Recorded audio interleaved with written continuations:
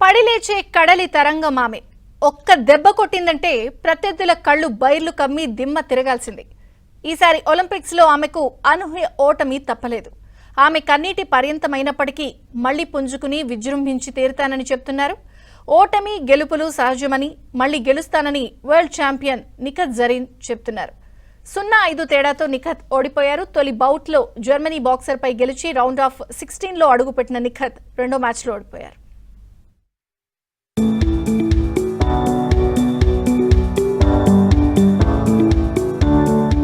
ఆమె తెలంగాణ బాక్సర్.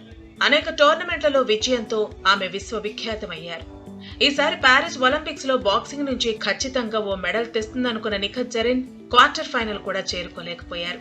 50 కేజీల విభాగంలో రౌండ్ ఆఫ్ 16లోనే ఆమె కథ ముగిసింది. మొదటి రౌండ్ నుంచి చైనా బాక్సర్ వు యు దూకుడుగా కనిపిస్తూ నిఖత్ పై పంచుల వర్షం కురిపించారు. దీంతో తొలి రౌండ్ లో 5 జడ్జీల్లో 4 ఆమెకు పర్ఫెక్ట్ 10 స్కోర్ ఇవ్వగా ఒకరు మాత్రం నిఖత్ కు ఇచ్చారు. చివరకు 0-5 తేడాతో నిఖత్ ఓడిపోయారు. తొలి బౌట్ లో జర్మనీ బాక్సర్ పై గెలిచి రౌండ్ ఆఫ్ 16లో అడుగుపెట్టిన నిఖత్ రెండో మ్యాచ్ లో ఓడిపోయారు.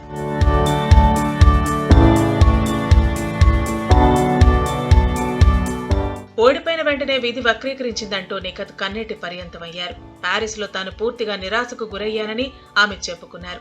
2 సార్లు ప్రపంచ ఛాంపియన్ అయినంత మాత్రాన సరిపోదని, ఒలింపిక్స్ పథకం సాధించే వరకు తాను నిద్రపోనని నిఖత్ ప్రకటించారు.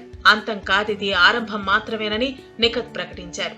తన ఆటకు గుడ్ బై చెప్పడం లేదని, త్వరలో వరుస విజయాలతో దూసుకుపోతానని ఆమె అంటున్నారు. కష్టకాలంలో తన వెంట ఉన్న వారందరికీ ఆమె కృతజ్ఞతలు తెలియజేశారు.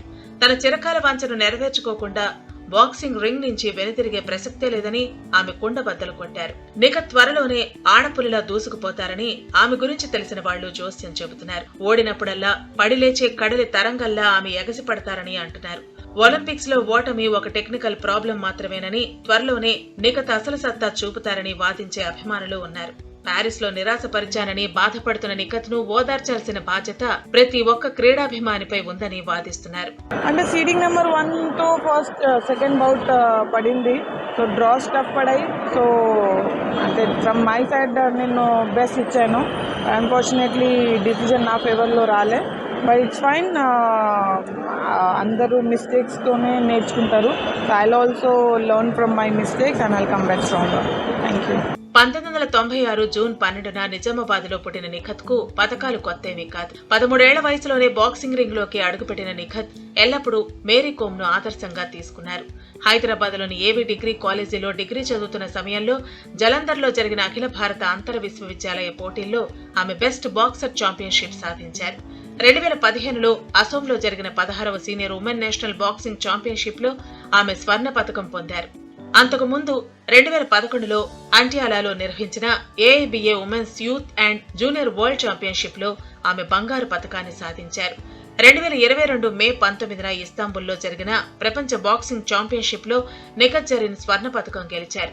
ప్రపంచ ఛాంపియన్ గా నిలిచిన తొలి తెలుగు అమ్మాయిగా రికార్డు నమోదు చేశారు. బాక్సింగ్ లో పథకం గెలుచుకున్న 5వ భారత క్రీడాకారిణిగా నిఖత్ జరీన్ గుర్తింపు పొందారు. 2022 నవంబర్ 30న రాష్ట్రపతి భవన్ లో రాష్ట్రపతి ద్రౌపది ముర్ము చేతుల మీదుగా అర్జున అవార్డును అందుకున్నారు.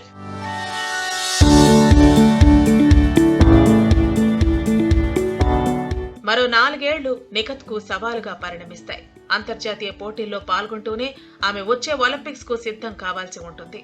అకుంఠిత దీక్షతో ప్రాక్టీస్ చేయాల్సి ఉంటుంది. ప్యారిస్ ఒలింపిక్స్ లో 50 కేజీల విభాగంలో పోటీ పడిన నిఖత్ బరువు పెరగకూడదన్న ఉద్దేశంతో కేవలం మంచినీళ్లు తాగి గడిపారు. అది ఆమె పట్టుదలకు, క్రీడా స్ఫూర్తికి నిదర్శనమని చెప్పాలి.